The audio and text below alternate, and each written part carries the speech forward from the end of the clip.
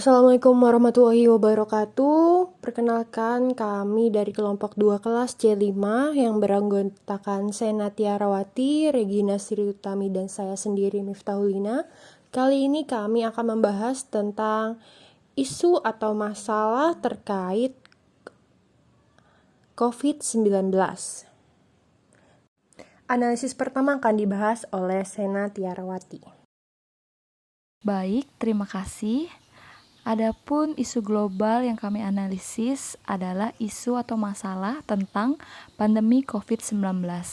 Pada kesempatan ini, saya akan menjelaskan secara singkat teknik analisis masalah melalui USG atau urgency, seriousness, dan growth. Terdapat 3 isu atau masalah yang kami ambil. Yang pertama adalah terdapat varian baru coronavirus. Adapun poin yang kami berikan pada urgensi adalah sebanyak 3, poin 4 pada seriousness, dan poin 3 pada growth, sehingga totalnya sebanyak 10. Yang kedua, tingkat kematian COVID-19 tertinggi pada lansia sebanyak 12,4% dibanding kelompok usia lain. Kami memberikan poin 4 pada urgensi, memberikan poin 3 pada seriousness, dan memberikan poin 2 pada growth, sehingga totalnya sebanyak 9. Yang terakhir, ketiga, kesuksesan program vaksinasi akan mendorong pemulihan ekonomi. Kami memberikan poin 5 pada urgensi, kemudian pada seriousness kami memberikan poin 3, dan pada growth kami memberikan poin 5, sehingga totalnya sebanyak 13.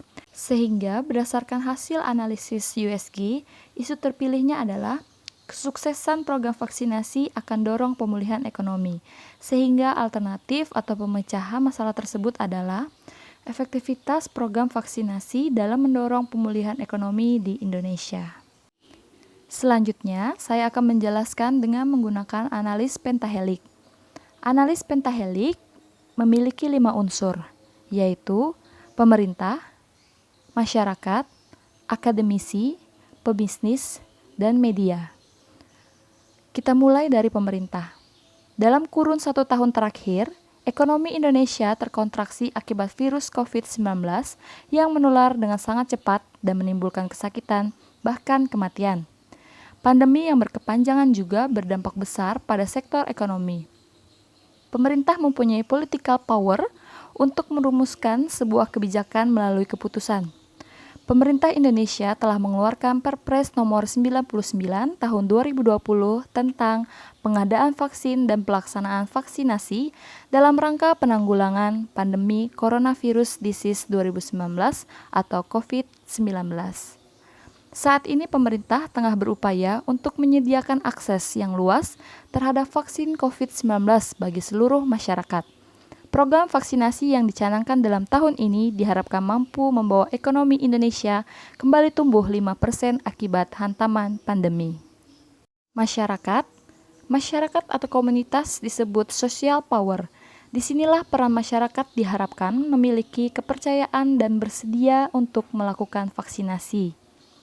Seluruh masyarakat untuk berpartisipasi dalam program vaksinasi COVID-19 serta harus memahami bahwa kepentingan program vaksinasi ini adalah kepentingan bersama dan berdampak luas bagi ekonomi nasional.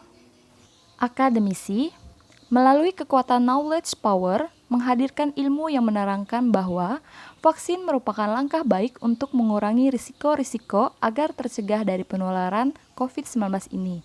Sehingga penting bagi masyarakat karena vaksin ini berkaitan dengan sistem imun tubuh. Tujuan pemerintah untuk segera mendistribusikan vaksin COVID-19 kepada masyarakat adalah mendorong tercapainya kekebalan kelompok atau community protection, menurunkan kesakitan dan kematian akibat COVID-19, melindungi dan memperkuat sistem kesehatan secara menyeluruh hingga menjaga produktivitas dan meminimalkan dampak sosial dan ekonomi. Pebisnis. Di tengah penyebaran pandemi COVID-19, pengusaha dapat memainkan peran penting dalam meminimalkan konsekuensi negatif pada keluarga yang bekerja. Para pengusaha di tanah air mengaku siap membantu pemerintah untuk menggelar program vaksinasi virus corona. Bantuan siap diberikan dalam bentuk koordinasi vaksinasi ke kalangan pekerja hingga distribusi vaksin. Bantuan siap diberikan karena pengusaha menilai hanya vaksinasi COVID-19 yang mampu menjadi katalis utama pemulihan ekonomi Indonesia pada tahun ini. Yang terakhir adalah media. Peran media dalam upaya penanganan pandemi COVID-19 dinilai sangat penting. Peran media berpotensi sangat membantu upaya menekan angka penularan virus COVID-19 karena bisa mempengaruhi pola pikir masyarakat.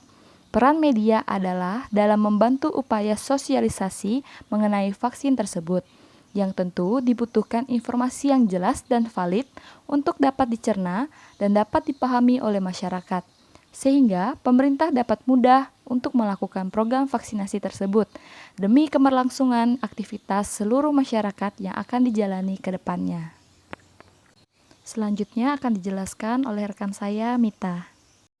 Dengan menggunakan analisis Fishbone, program vaksinasi ini dapat menyebabkan herd immunity atau kekebalan kelompok, di mana terdapat kelompok masyarakat yang kebal dari penyakit menular tertentu.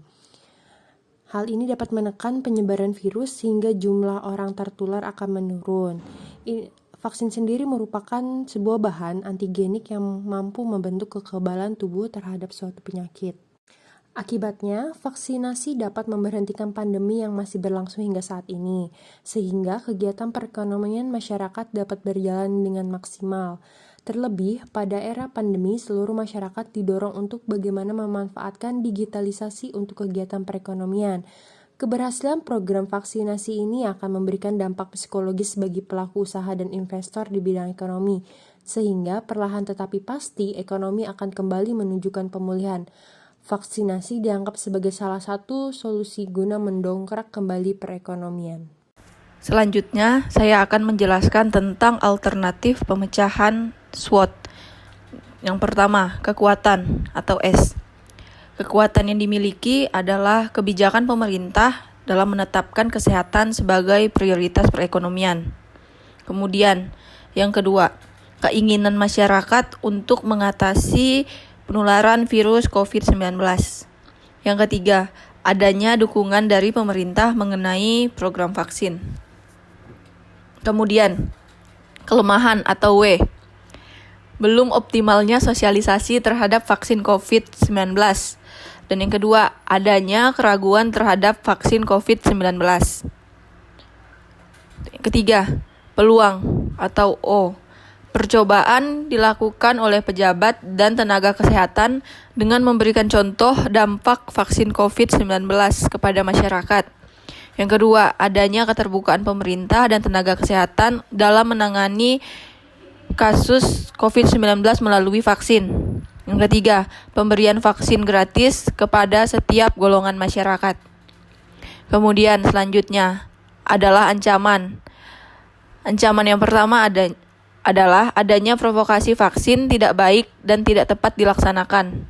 Yang kedua, ketidaktaatan masyarakat terhadap protokol kesehatan meski sudah divaksin. Baiklah, itu penjelasan analisis SWOT. Demikian yang dapat kami sampaikan. Terima kasih atas perhatiannya. Kami ucapkan terima kasih.